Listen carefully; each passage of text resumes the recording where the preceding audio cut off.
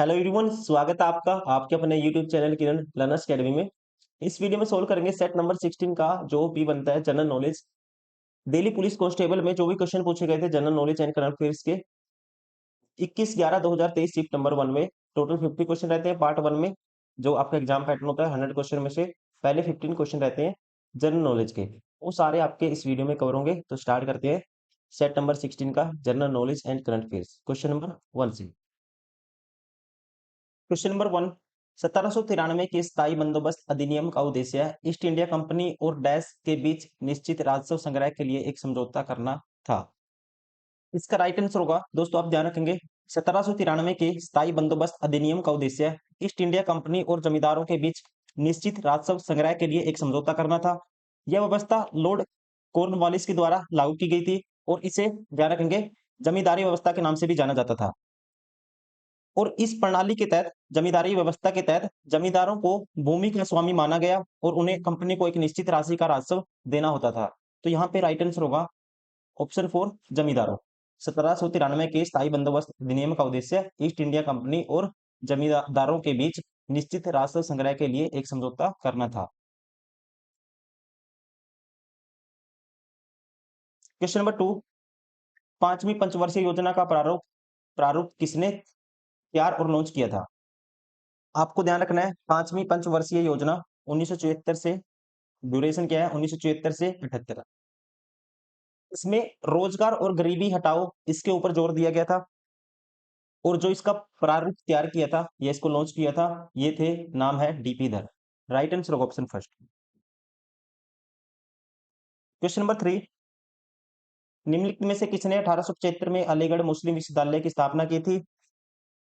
तो आप ध्यान रखेंगे मोहम्मद एंग्लो ओरिएंटल कॉलेज, जिसे अब अलीगढ़ मुस्लिम विश्वविद्यालय इंग्लिश में बोलते हैं AMU, इसके नाम से जाना जाता है।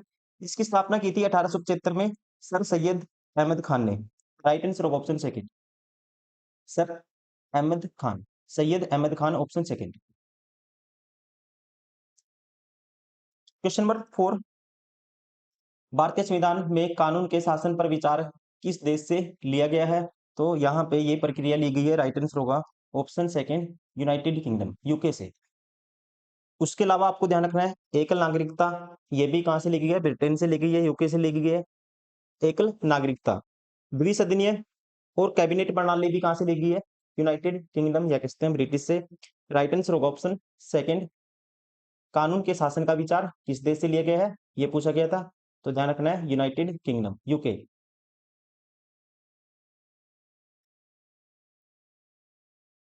क्वेश्चन नंबर 5, भगवान महावीर द्वारा निर्वाण प्राप्त करने के उपलक्ष्य में बिहार के पावापुरी में जैन समुदाय द्वारा निम्नलिखित में से कौन सा त्योहार मनाया जाता है? तो यहाँ पे इसका राइट आंसर होगा ये मनाया जाता है ऑप्शन थर्ड देव दीपावली। ये मनाया जाता है दीपावली के 10 दिन बाद पावापुरी में। कब मनाया जाता है? दीपावली के 10 दिन बाद इसको मनाया जाता है, ये आपको ध्यान रखना है पावापुरी में। Question number 6, in the context of precipitation patterns what does CF means in warm temperature climate? तो आपको ध्यान रखना है according to Koppen climate classification, Koppen जलवायु के अनुसार जो लेटर सी है डिनोट वार्म टेम्परेचर क्लाइमेट और F represent there is no dry season. मतलब कि हिंदी में सी गर्म समशीतोष्ण जलवायु को दर्शाता है और जो एफ है दोस्तों स्मॉल एफ है ये दर्शाता है कि कोई शुष्क मौसम नहीं है, there is no dry season. मतलब जब वर्ष भर क्या होती है? वर्षा होती रहती है, वर्ष भर वर्षा होती रहती है तब ये कंडीशन बनती है और इसलिए हम कह सकते हैं गर्म समशीतोष्ण जलवायु में जो पैटर्न है CF, इसका मतलब क्या है? वर्ष भर जो वर्षा होती है उसको रिप्रेजेंट करता है और इंग्लिश में कह सकते हैं in the context of precipitation pattern in a warm temperature climate CF signifies year round precipitation। Right answer होगा ऑप्शन थर्ड। क्वेश्चन नंबर 7, वस्तु विनिमय प्रणाली बार्टर सिस्टम से आप क्या समझते हैं? दोस्तों आसान है क्वेश्चन, कहीं ना कहीं पूछा जाता है। इसका मतलब क्या होता है?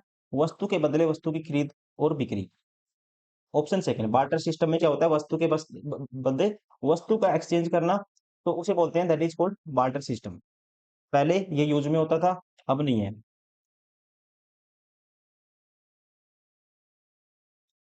क्वेश्चन नंबर 8, मिंटोनेंट निम्नलिखित में से किस खेल से संबंधित है? इसका राइट आंसर होगा, ध्यान रखेंगे, मिंटोनेंट कहा जाता था 1895 से पहले वॉलीबॉल को। ऑप्शन 4।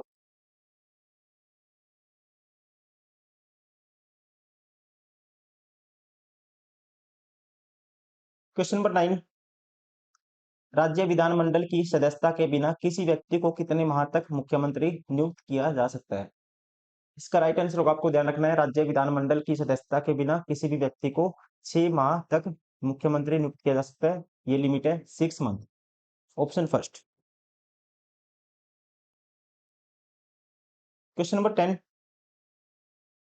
निम्नलिखित में से कौन सा सार्वजनिक क्षेत्र के उद्यमों का स्वामित्व, प्रबंधन और नियंत्रण निजी क्षेत्र के उद्यमियों को किए जाने वाले हस्तांतरण को संदर्भित करता है?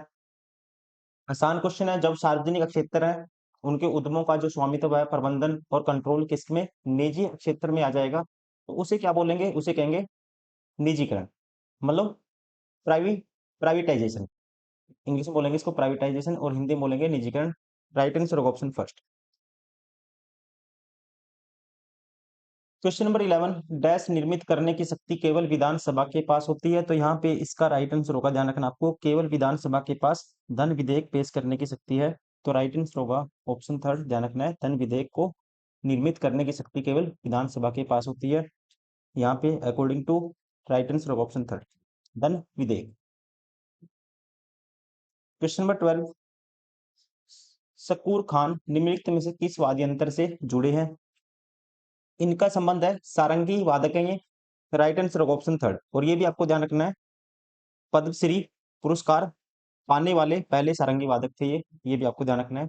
ऑप्शन थर्ड, शकूर शकूर खान सारंगी वादक। क्वेश्चन नंबर 13, एफडीआई का पूर्ण रूप क्या है? एफडीआई का जो पूर्ण रूप होता है, राइट आंसर होगा option first, foreign direct investment.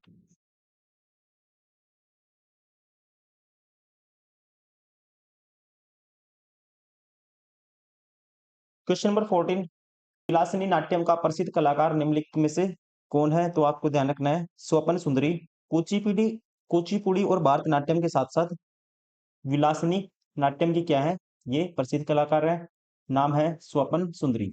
Option 4। Question number 15, उत्तरी मैदानों का पश्चिमी भाग निम्नलिखित में से किस नदी प्रणाली द्वारा निर्मित है?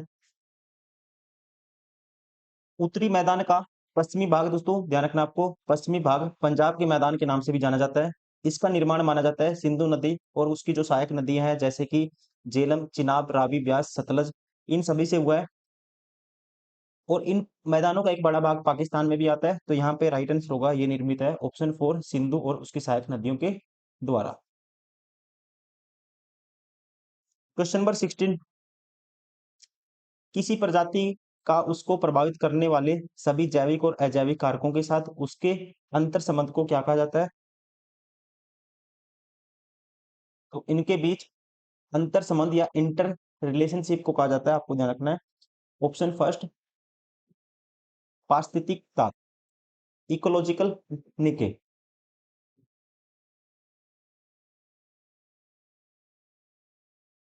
क्वेश्चन नंबर 17, चट्टानों के अध्ययन को क्या कहा जाता है? What is the study of rocks? चट्टानों के अध्ययन को कहा जाता है, राइट आंसर होगा, that is called petrology. Petrology किसे कहा जाता है दोस्तों? चट्टानों की संरचना, उनके स्ट्रक्चर और उनकी जो भी कह सकते हैं उनकी उत्पत्ति, इन सभी से संबंधित जो हम पढ़ाई करते हैं, स्टडी करते हैं, that is called petrology. English में बोलते हैं इसको पेट्रोलॉजी। उसके अलावा ध्यान रखना है, माइकोलॉजी, माइकोलॉजी में स्टडी की जाती है कवक की, फंगस की। उसके अलावा ध्यान रखना है, पोमोलॉजी, फलों और कृषि से संबंधित है यहाँ पे ये पोमोलॉजी। और उसके अलावा पेडोलॉजी, स्टडी ऑफ, कह सकते हैं मिट्टी का अध्ययन, soil, study of soil. According to study of rock cold, option third, petrology. Question number 18, हरित क्रांति मुख्य रूप से किन फसलों के लिए थी? ये क्वेश्चन दिल्ली पुलिस में बार बार क्वेश्चन पूछा जाता है, आपको ध्यान रखना है। इस पे जोर दिया गया था, गेहूं और चावल के ऊपर ज्यादा जोर दिया गया था। और पूछे कौन सी किस्म के जो उच्च उपज वाली किस्म के बीजों का यूज किया गया था, तो ये आपको याद रखना है HYV, ये आपको ध्यान रखना नाम। हरित क्रांति के जनक के रूप में जाना जाता है किसे जाना जाता है? एस स्वामीनाथन को। क्वेश्चन नंबर 19, कोशिकीय अंकों और सतह स्थलाकृति प्रतिबिंबन के लिए कोशिका जैविकी शोध में किस तकनीक का उपयोग किया जाता है? What technique is used in cell biology research for imaging cellular organelles and surface to topography? आपको ध्यान रखना है, स्कैनिंग इलेक्ट्रॉन माइक्रोस्कोपी का यूज सेल साइंस में सेल्यूलर ऑर्गेनेलिज और सरफेस टोपोग्राफी की जो इमेजिंग है उसके लिए किया जाता है, उसकी इमेजिंग के लिए किया जाता है। राइट आंसर होगा ऑप्शन 4। क्या है टेक्निक का नाम? Scanning electron microscopy. Question number 20, निम्नलिखित में से किसे विशेष रूप से दिल्ली सल्तनत के सैन्य संगठन की देखभाल के लिए स्थापित किया गया था? तो यहाँ पे स्थापित किया गया था, राइट आंसर होगा दीवान ए अर्ज। दीवान ए अर्ज की स्थापना सैन्य संगठन की देखरेख के लिए की गई थी। इसके अलावा ध्यान रखेंगे दीवान ए ईसा। दीवान ए ईसा क्या होता था दोस्तों? दीवान ए ईसा शाही निर्देश जारी करने वाला होता था, डायरेक्शन को जारी करने वाला सभी के बीच में। दीवान ए कादा, दीवान ए कादा होता था न्याय के साथ साथ धार्मिक मामलों के प्रशासन का प्रभारी। न्याय के साथ साथ धार्मिक मामलों के प्रशासन का प्रभारी को क्या बोलते थे? दीवान ए कादा। और उसके अलावा दीवान ए विजारत, दीवान ए विजारत का नेतृत्व एक वजीर करता था, जो वित्त और राजस्व की देखभाल, दोनों की देखभाल करता था। वित्त और मतलब जो फाइनेंस जो चीजें होती थी पैसे से रिलेटेड और राजस्व, इन सभी की देखभाल करता था, उसे बोलते थे दीवान ए विजारत। और कौन करता था? ये एक वजीर होता था। सैन्य दिल्ली सल्तनत के सैन्य संगठन की देखभाल कौन करता था? बताया अभी, दीवान ए अर्ज। Option second. Question number 21, GDP का सबसे बड़ा घटक कौन सा है? What is which is the largest component of GDP? Largest component माना जाता है ऑप्शन 4 कंजम्पशन को, मतलब उपभोग को। 70 से 75% किसको उपभोग कर लिया जाता है, मतलब की चीजों का। जीडीपी का कंजम्पशन कितनी रहती है? लगभग मानी जाते हैं 70 से 75%, 70 to 75%। राइट आंसर होगा ऑप्शन 4। क्वेश्चन नंबर 22, राष्ट्रीय युवा दिवस निम्न में से किस व्यक्तित्व की जन्मतिथि पर मनाया जाता है? आपको ध्यान रखना है, भारत में दोस्तों, भारत में प्रत्येक वर्ष 12 जनवरी को स्वामी विवेकानंद की जयंती के अवसर पर मनाया जाता है राष्ट्रीय युवा दिवस। और सबसे पहली बार मनाया गया था 1984 में, 1984 में 12 जनवरी। कब मनाया जाता है? 12 जनवरी को। राइट आंसर होगा ऑप्शन 3।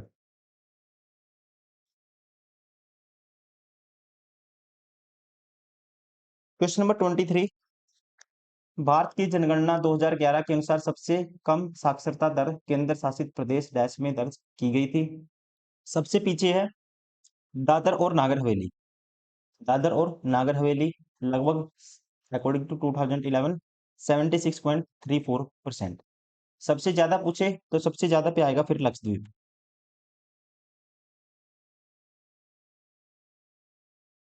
क्वेश्चन नंबर 24, 2011 की जनगणना के अनुसार भारत के किस केंद्र शासित प्रदेश में सबसे अधिक लिंगानुपात है? किस केंद्र शासित प्रदेश में? तो यहाँ पे दोस्तों इसका राइट आंसर है, ये है ऑप्शन सेकंड पुडुचेरी में। लगभग माना जाता है कितना था? 1038। अगर स्टेट में पूछे तो फिर केरला आएगा। स्टेट में सबसे ज्यादा किसका है लिंगानुपात? केरला का है 1084। केंद्र शासित प्रदेश पूछा था, option second Puducherry. Question number 25, निम्नलिखित में से किस मंत्रालय ने राष्ट्रीय कौशल विकास निगम नेशनल स्किल डेवलपमेंट कॉर्पोरेशन की स्थापना की थी? तो इसकी स्थापना की गई थी, राइट आंसर होगा ऑप्शन थर्ड, वित्त मंत्रालय द्वारा, मिनिस्ट्री ऑफ फाइनेंस के द्वारा। कब? ये भी आपको ध्यान रखना है, 2008 में। क्वेश्चन नंबर 26, कॉलम को मैच करना है। खाद्य सामग्री पता लगाने के लिए प्रयुक्त रसायन अभिकर्मक परीक्षण। सबसे पहले है स्टार्च। आपको ध्यान रखना है, स्टार्च का पता लगाने के लिए आयोडीन का जो परीक्षण किया जाता है, जिसका रंग कैसा होता है प्रोडक्शन का, नीला और काला होता है, ब्लू एंड ब्लैक। पहले का आएगा आयोडीन, स्टार्च मतलब पहले का आएगा सी। ये ऑप्शन पहले वाला तो दोस्तों हो गया इल्मिनेट, एक ऑप्शन बार हो गया। वसा, वसा के लिए किया जाता है, यहाँ पे दूसरे का आएगा एक्रोलिन परीक्षण। वसा के लिए किया जाता है एक्रोलिन परीक्षण किया जाता है, जिसमें ग्लिसरॉल एक्रोलिन बनाता है। मतलब दूसरे, पहले का सी दूसरे का ए। ये भी ऑप्शन बार हो गया, ये भी ऑप्शन बार हो गया, ऑप्शन फोर।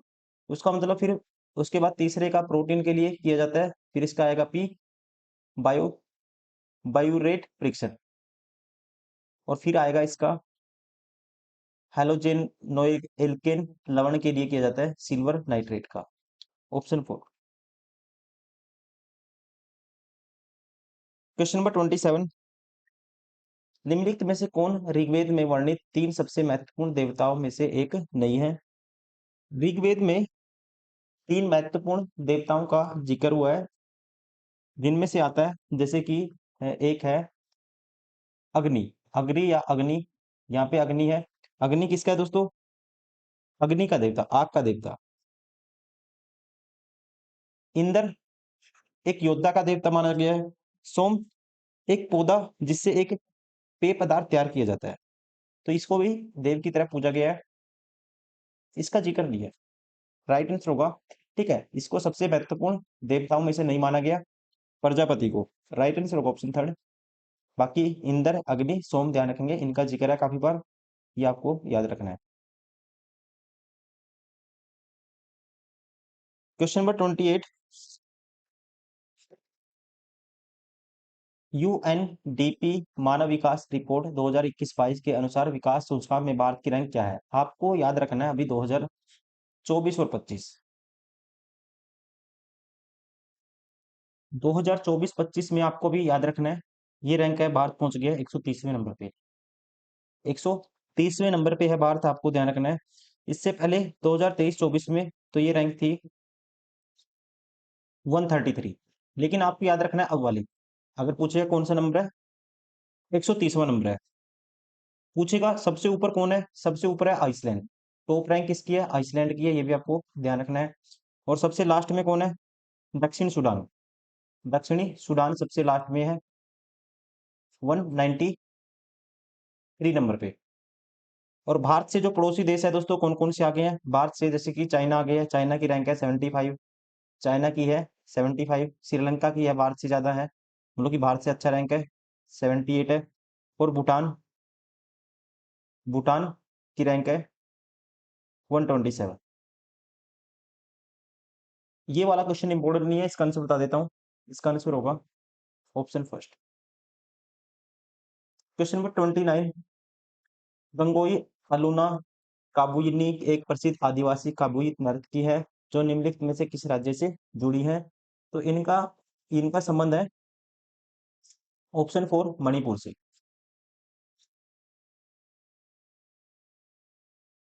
क्वेश्चन नंबर 30, 2016 के किस संविधान संशोधन अधिनियम में जीएसटी परिषद की स्थापना का प्रावधान किया गया है? तो यहाँ पे ये था, बार बार पूछा जाता है क्वेश्चन, 101वां संविधान संशोधन अधिनियम, ऑप्शन थर्ड। कौन सा था दोस्तों? 101वां, ठीक है, जो कब हुआ था? लागू हुआ था 1 जुलाई 2017 में, 1 जुलाई 2017।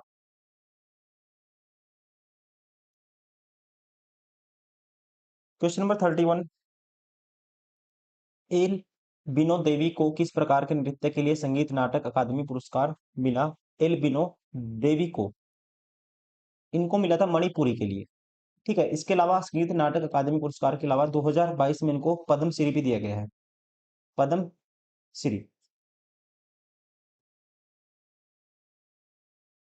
क्वेश्चन नंबर 32, 1929 में निम्नलिखित में से किस अधिनियम के क्रियान्वयन का विरोध करने के लिए भगत सिंह और उनके एक सहयोगी ने दिल्ली में केंद्रीय विधान सभा में बम फेंका? मोस्ट फेंका था, मतलब कि मोस्ट फेमस क्वेश्चन है दोस्तों, कहीं ना कहीं पूछा जाता है। तो यहाँ पे राइट आंसर होगा इसका, ये विरोध कर रहे थे ऑप्शन थर्ड, भारत रक्षा अधिनियम। और 23 मार्च 1931 में दे दी गई थी इनको फांसी, 23 मार्च 1931 में।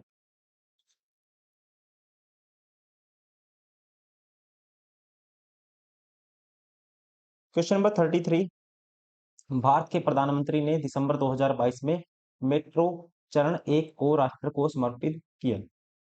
इसका राइट आंसर होगा, ये किया था ऑप्शन थर्ड, नागपुर। दिसंबर 2022 में पीएम नरेंद्र मोदी ने मेट्रो चरण एक को राष्ट्र को समर्पित किया। कौन से वाले? नागपुर मेट्रो चरण एक को, ऑप्शन थर्ड, नागपुर। जिसकी लागत लागत थी, ये भी आपको ध्यान रखना है, वैसे इंपॉर्टेंट नहीं है। इसकी लागत थी 8,650 करोड़। उसके अलावा चरण टू में पैसे दिए गए थे 6700 करोड़। क्वेश्चन नंबर 34, क्रिकेट में लेफ्ट आर्म लेग स्पिन को डैश के रूप में जाना जाता है? उसे बोला जाता है चाइनामैन। क्रिकेट में दोस्तों ध्यान रखेंगे, चाइनामैन को बाएं हाथ के गेंदबाज द्वारा की जाने वाली लेग स्पिन गेंद माना जाता है। ठीक है, बाएं हाथ के द्वारा की जाने वाली किसको? लेग स्पिन गेंद को माना जाता है चाइनामैन। उसे बोला जाता है चाइनामैन, बॉल मतलब बॉल फेंकने वाले को। राइट आंसर होगा ऑप्शन फोर।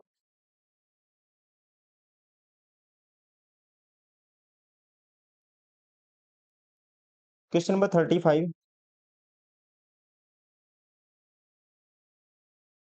एलपीजी को छोटे सिलेंडरों में उच्च दाब के अंतर्गत संग्रहित किया जाता है, क्योंकि रीजन क्या है इसका? इसका रीजन ये है दोस्तों, क्योंकि ये होती है लिक्विफाइड पेट्रोलियम गैस, गैस तरल रूप में बदल जाती है, लिक्विड में बदल जाती है, जिससे भंडारण के लिए कम जगह की आवश्यकता होती है। इसलिए कह सकते हैं right answer of option third, LPG को छोटे सिलेंडरों में उस दाब के अंतर्गत संग्रहित किया जाता है, स्टोर किया जाता है।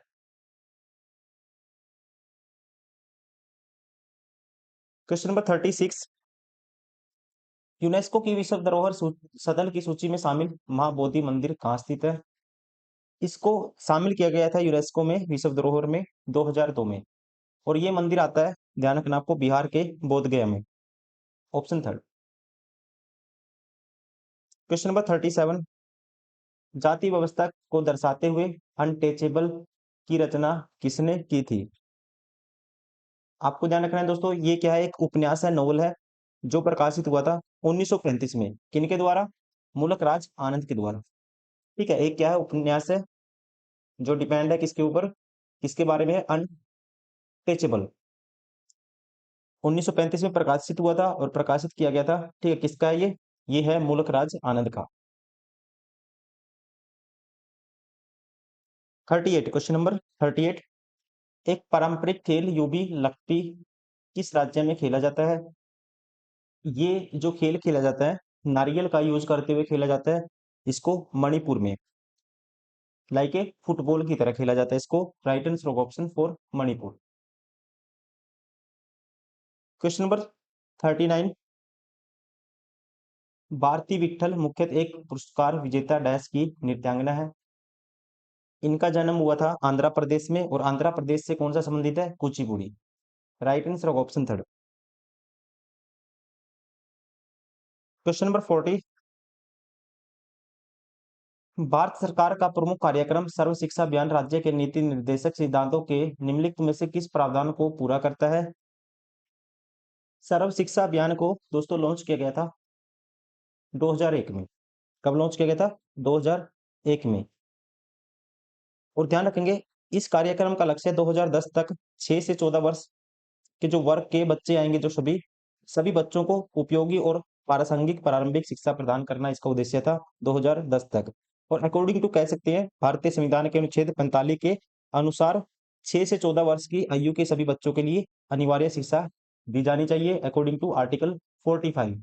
तो यहाँ पे सर्व शिक्षा अभियान राज्य के नीति निर्देशक सिद्धांतों के निम्नलिखित में से किस प्रावधान को पूरा करता है?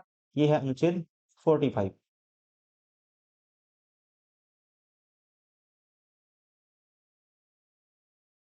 Question number 41, who mode my interest rate is the autobiography of the D Subbarao who was a. वो एक क्या थे? तो ये एक थे डी सुब्बाराव, एक थे ध्यान रखना आपको बैंकर। इन्होंने 5 वर्ष 2008 से लेके 13 तक भारतीय रिजर्व बैंक के गवर्नर के रूप में इन्होंने काम किया है, ये भी आपको ध्यान रखना है। इसलिए ये क्या थे? बैंकर थे, कह सकते हैं ऑप्शन 4। क्वेश्चन नंबर 42, शासन कला राजनीतिक विज्ञान आर्थिक नीति और सैन्य रणनीति पर एक प्राचीन भारतीय संस्कृत ग्रंथ अर्थशास्त्र डैश में लिखा था। तो अर्थशास्त्र लिखा था, मोस्ट फेमस क्वेश्चन ये लिखा था कौटिल्य ने। कौटिल्य का नाम ये था, विष्णुगुप्त भी इनको कहा जाता था, option 4।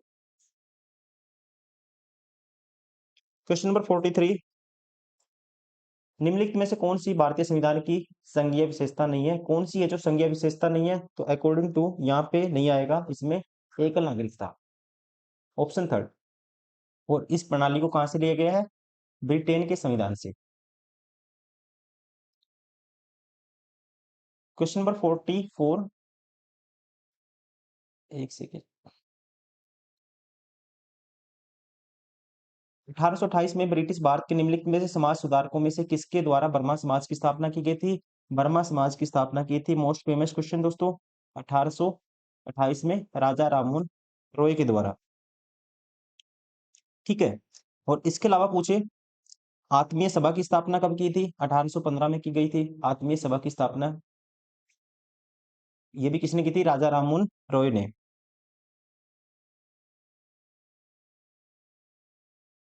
Question number 45, Saif championship 2023 के आयोजन की मेजबानी किस शहर ने की थी? इसका तो राइट आंसर होगा, ये किया था ऑप्शन फर्स्ट बेंगलुरु। लेकिन अगर पूछे 2025 में दोस्तों, 2025 में ध्यान रखना आपको, 2025 में आएगा नेपाल काठमांडू।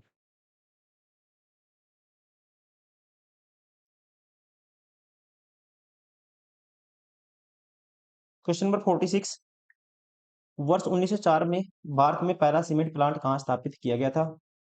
तो यहाँ पे इसका राइट आंसर होगा, आपको ध्यान रखना है, भारत में पहला सीमेंट प्लांट 1904 में चेन्नई तमिलनाडु में स्थापित किया गया था, ऑप्शन 3 कह सकते हैं चेन्नई। क्वेश्चन नंबर 47, मधु मंसूरी हसमुख डैश राज्य के एक गायक गीतकार और कार्यकर्ता है। मधु मंसूरी हसमुख है, यहाँ पे इनका मतलब की नाम है, राइट आंसर होगा मधु मंसूरी हसमुख का जो संबंध है राज्य का नाम है ऑप्शन फर्स्ट झारखंड से। और 2011 में झारखंड सरकार ने इन्हें झारखंड रत्न पुरस्कार से भी सम्मानित किया था 2011 में। इनका संबंध है झारखंड से। क्वेश्चन नंबर 48, बहमनी साम्राज्य की स्थापना किस वर्ष हुई थी? आपको ध्यान रखना है, अलाउद्दीन हसन बहमन शाह, जिन्हें जफर खान के नाम से भी जाना जाता था, बहमनी साम्राज्य के संस्थापक थे। नाम क्या है? अलाउद्दीन हसन बहमन शाह। अलाउद्दीन अलाउद्दीन हसन बहमन शाह। और बहमनी सल्तनत की स्थापना इन्होंने की थी 1347 में। किसके खिलाफ? ये भी आपको ध्यान रखना है, इन्होंने की थी दिल्ली सल्तनत के मोहम्मद बिन तुगलक के विरोध में। राइट आंसर होगा ऑप्शन सेकंड 1347। किसने की थी? अलाउद्दीन हसन बहमन शाह ने की थी, कब? 1347 में। राइट आंसर होगा ऑप्शन सेकंड। इसके खिलाफ अगर पूछे दिल्ली सल्तनत में किसके खिलाफ की थी? मोहम्मद बिन तुगलक के खिलाफ।